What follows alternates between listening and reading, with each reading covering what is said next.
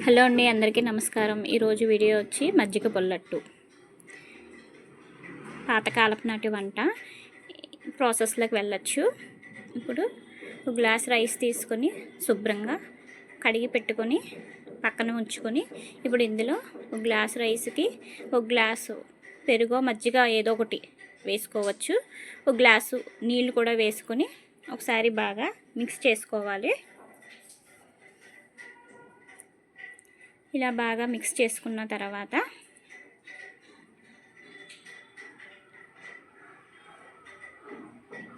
అర గ్లాసు అటుకులు వేసుకోవాలి. అర గ్లాసు అటుకులు వేసుకొని ఈ అటుకులు కూడా బాగా కలిసే వరకు మరొకసారి మళ్ళీ మిక్స్ చేసుకోవాలి.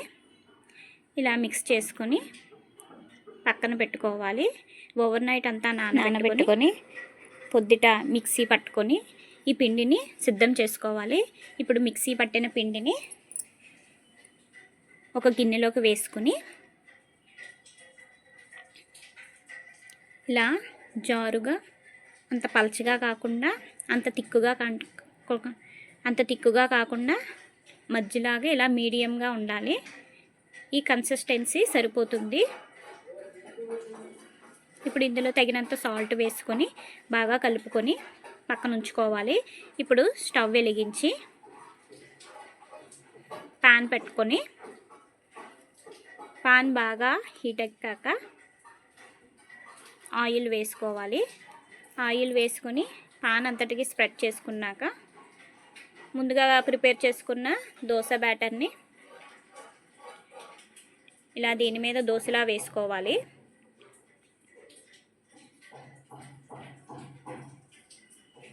బాగా పులిసిన వల్ల ఈ హోల్స్ బబుల్స్ అవి ఎలా వస్తున్నాయో చూసారా. ఇప్పుడు దీనికి లిడ్ పెట్టి ఆపం టైపు ఉడికించుకోవాలి.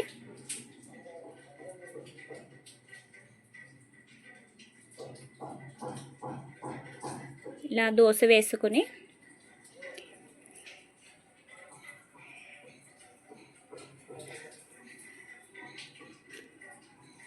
ఈ బబుల్స్ అవి వస్తున్నాయి.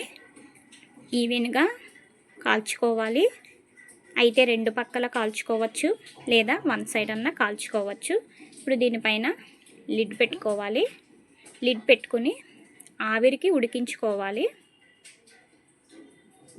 ఇలా 5 మినిట్స్ ఉడికిన తర్వాత దీన్ని మూత తీసి ఇది రెడీ అయిపోయింది ఇలా అన్నా తీసుకోవచ్చు, లేదా ఇంకొక సైడ్ కూడా కాల్చుకోవచ్చు. నేను 2 సైడ్స్ కూడా కాల్చి చూపిస్తున్నా. ఇది 1 మినిట్, 1 నిమిషం ఉంటే చాలు. ఇప్పుడు దీన్ని ప్లేట్లో తీసుకోవాలి. ప్లేట్లో తీసుకొని పక్కన పెట్టుకోవాలి. ఇప్పుడు దీనికి కొబ్బరికాయ, వేపించిన పప్పు కాంబినేషన్తో చట్నీ చాలా బాగుంటుంది. ఇప్పుడు దానికి కావాల్సినవి ఏంటో చూద్దాం.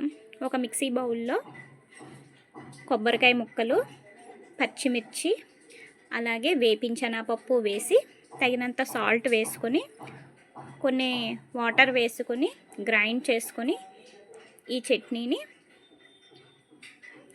ఒక బౌల్లోకి తీసుకొని పక్కన ఉంచుకోవాలి. ఇలా రెడీ అయిన చట్నీని ఓ బౌల్లో వేసుకుని పక్కన పెట్టుకోవాలి.